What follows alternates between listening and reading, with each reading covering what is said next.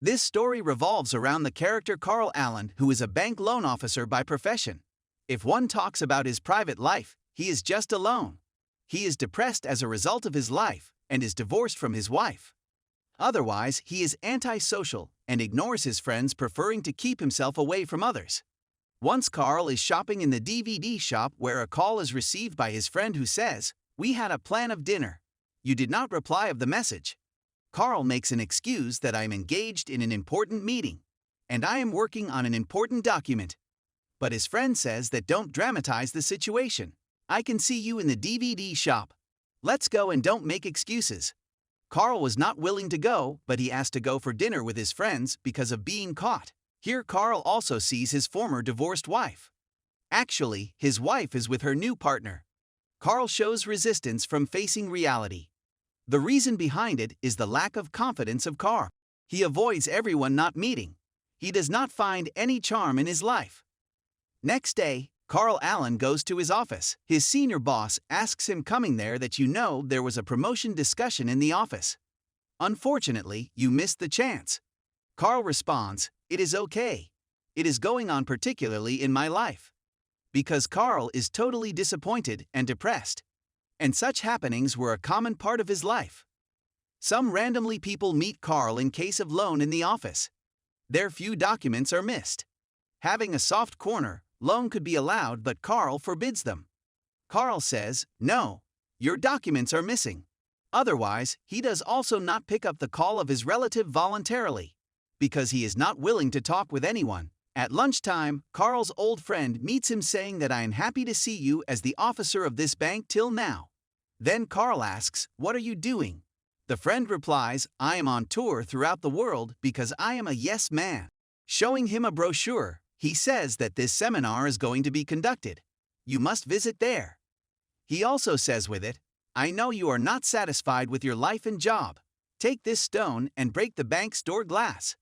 But Carl says no. I cannot do it. Because saying no had become very common in Carl's life. Then his friend asks him to ask the same question.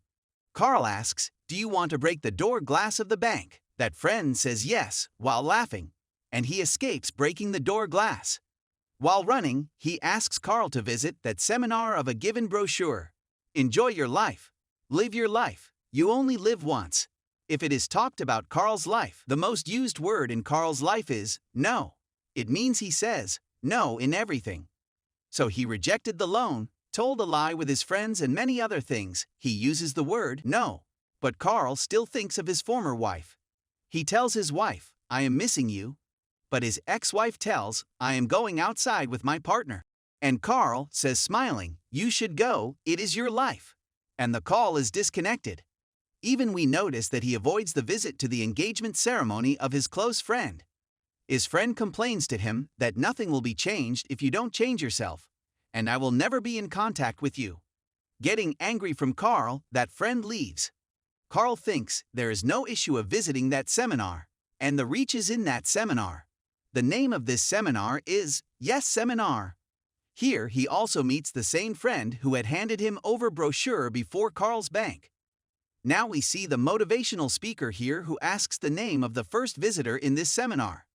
Carl's friend gesticulating Carl says, "He is my friend and the first visitor." Knowing this, a motivational speaker says to Carl, come on the stage." But Carl says, "No, thank you. I am all right here." Motivational speaker says, "What did you say? No." No one says, "No" here. The audience begin to call Carl, "No man, no man, no man." Motivational speaker says, "If you are not coming to me, then I come to you." And he comes to Carl hurriedly while running. Seeing, he says to him that you are straight in your life. Being alone, you have no friend and companion. Carl replies, "My life is very tough. You don't know about the circumstance that I have faced." Motivational speaker takes his oath to say yes, instead of no, in every opportunity and matter of his life. Carl is unable to utter a word because he is pressurized here. And he says that I will say yes. And he says yes before everyone. Coming outside after seminar, Carl is requested by a man for car lift. He asks, "Can you drop M at a place?" Carl is nearly to say, No, but his same friend says coming there, yes, Carl will drop you there. He asks Carl to say yes, and Carl says yes in compulsion. While traveling, that man asks, have you a cell phone? May I use it? Cal also says to him, yes, and he starts a long conversation on call. After a time, his spot is come. He asks, have you a little amount of money? Carl is willing to say no. Keeping in view that Seminole, Carl says, okay, I give you money. It means he says yes, and he also gives him all his money. Dropping that man, Carl leaves for his house.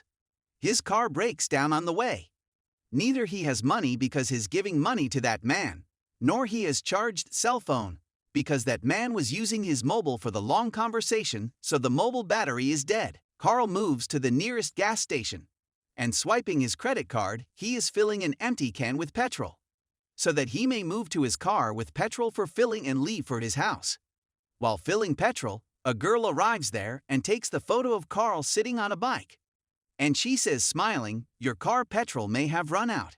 I can drop you to your car if you want. Carl says, yes, and he reaches near his car riding on her bike.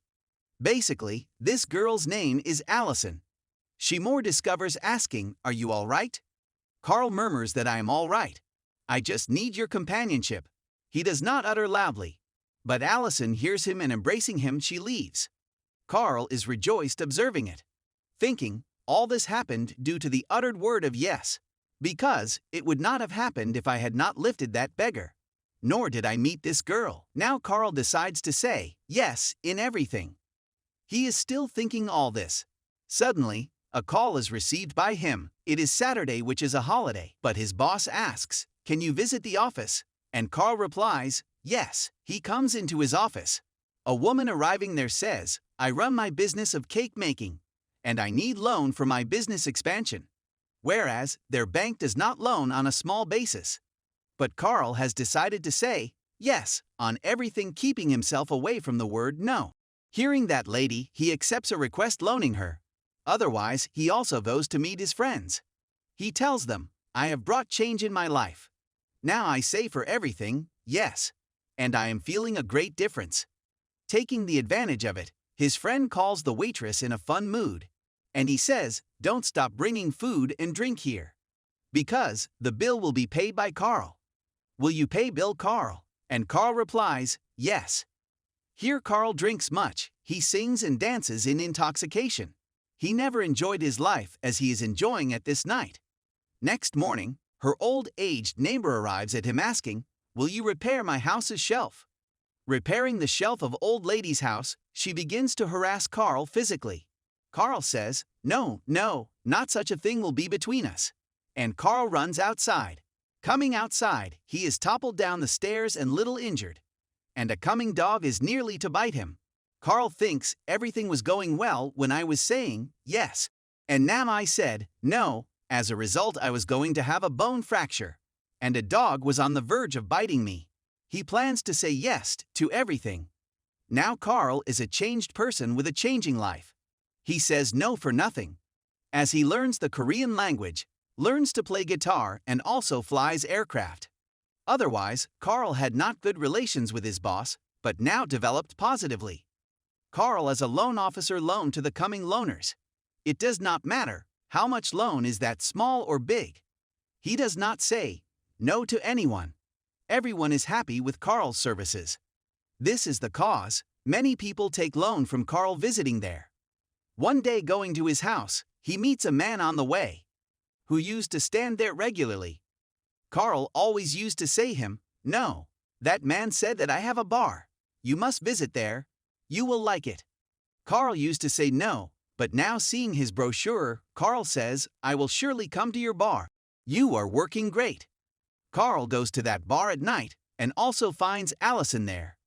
She is the same girl who had lifted him, showing love. Basically, Allison is the singer in this bar. After showing her performance, she sits coming to Carl. She asks, are you chasing me? Carl replies, I cannot do as such. Then both go for a walk together. She tells while walking on the way, I sing in this bar, taking it as a part-time job. Otherwise, I am also the photography class teacher at the daytime. It will be my pleasure if you visit there at any time. Carl says to her, yes, I will surely come. Carl receives a call of his friend at night time. He invites him for a party. It is late night, but saying yes, Carl goes to that party. Going there, he profligates and enjoys, and he also visits his friend Allison's photography's class in the coming morning. Meeting her there, he is being a part of her practices, goes for a trip, and also becomes a photographer with them. Carl's life has totally changed. And the reason for these changes is the use of using a word yes. Now smile becomes the part of Carl's life. Allison likes the same thing as his nature, smiling and jovial attitude, and they become good friends because of these things. Next night, Carl and Allison go for a bike ride, enjoying too much. But Carl is driving bike at this time. Then they move to a big stadium. They both spend much of their time here. They start liking each other. Next day, we notice a queue of loaners. Carl's senior officer says coming there, come into the office, there is an urgent meeting. Carl thinks his job is now at risk, but the senior officer says to him, bravo, as he goes there. He tells that our bank never allowed the small loan ever before, but your act increased the numbering of customers. Consequently, our bank is getting profit, and all these loaners pay their loans on time. It is beneficial for our bank. Otherwise, Carl is promoted by the senior officer with the increment of salary. Carl is pleased. Carl's personality has absorbed much positivity. So going anywhere, he cheers everyone. Once, we notice a suicider outside the window, but Carl sings a motivational song after going near him. Listening this song, that man does not commit suicide. In this way, he also rescues the life of that person. Carl and Allison plans for a recreational trip. Carl's ex-wife reaches there when they are at the airport for this cause. She says that we watched you on TV when you were saving that man's life. You did a great job. Carl replies, it was an ordinary. Seeing it, Carl's ex-wife surprises, thinking about the changing in Carl's life. How is he smiling much? How has he turned into a positive and jolly one? She asks him, why are you here? He says, I am waiting for my friend. She asks, where are you going? He replies, it is undecided.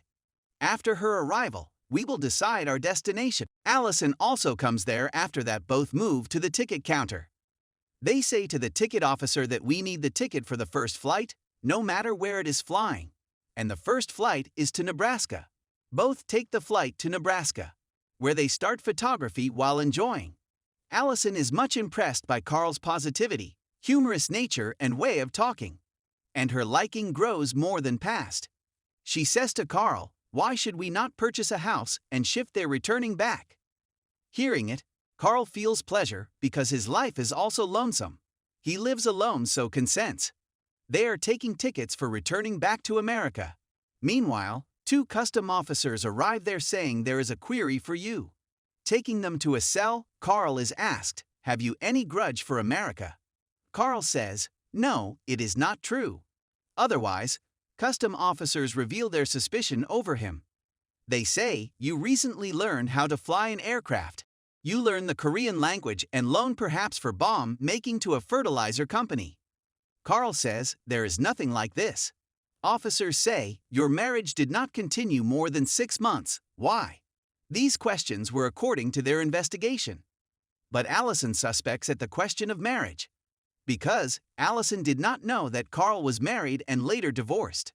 Carl had never mentioned it. Actually, custom officers are taking Carl as a terrorist. Because flying a plane and learning a language usually is not done by an ordinary person, especially who has never participated in any activity. But Carl tells them, I was doing it in order to say yes, and my life is facing change. Otherwise, he says, I want to talk with my lawyer.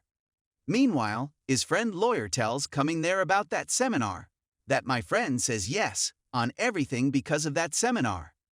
As a result, his life has a positive outlook. So he did all these. Then Allison thinks that every spoken word yes for her is only due to that seminar. And he actually does not want to say yes. But he said yes for me reluctantly. This was the cause of his recreational trip with her. And he also said yes for living with her. She believes that Carl has been telling a lie with her till now. Getting angry, she leaves. And Allison's parting makes him depressed once more. He misses her every time Eve calls, but she does not pick up the phone. He tries to meet her in the bar, but she cannot. Carl is left alone once more. One day, Carl's ex-wife says her through a call, "Come to meet me. There is something special to say." When Carl goes to his ex-wife, she says that there is a breakup with my partner, and I do not want to go back to her. I have started to like you again. I want to lead a life with you once again. But Carl refuses her because he is in love with Allison somehow. He leaves from there. He has said no to his wife. While hallucinating, he thinks that bad happening has started to occur in his life. And it will continue. He goes to the same motivational speaker in depression who had inspired him to say yes.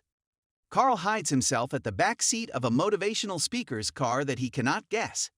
While driving, Carl appears from the back seat of the car before him and says, "Don't be afraid. I am Carl." But the motivational speaker loses control of the car, and it is crashed with another car in fear. It means accident is occurred, and both are hospitalized due to this accident. Coming into the conscious, Carl says to motivational speaker that you will have to change the rule of saying yes on everything. Motivational speaker says that there is not a such rule. I had said it to you because you were not willing to listen to me. It is not necessary to say yes on everything.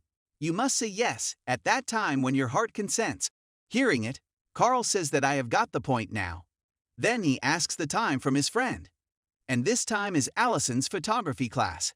And Carl immediately reaches Allison in the same appearance from the hospital. Meeting Allison, he says, "My said word yes for you till today was always from the core of my heart. I always spoke truth with you except one thing. When you had asked to live in Nebraska together, I had said yes without thinking. Because I had confused at that time to an extent. These are the great decisions of life which need deliberation on our part. I had told a lie saying yes. But the rest of the words yes were based on truth." Allison says, "How will I know which yes is based on truth and which yes is based on lies?" Changing the topic, Carl says that if I don't start saying yes, how could I meet you? And if I don't say it and just meet you in any case, you would not have liked me as I was before. Even no one used to like me. You enjoy your life and do what you want. But it is also true, I have many affectionate feelings for you. I will make your life happy. Allison, too, smiles, trusting Carl. She is damn sure that Carl is saying yes in reality. He has started loving her. Both embrace each other and the movie reaches on its happy ending.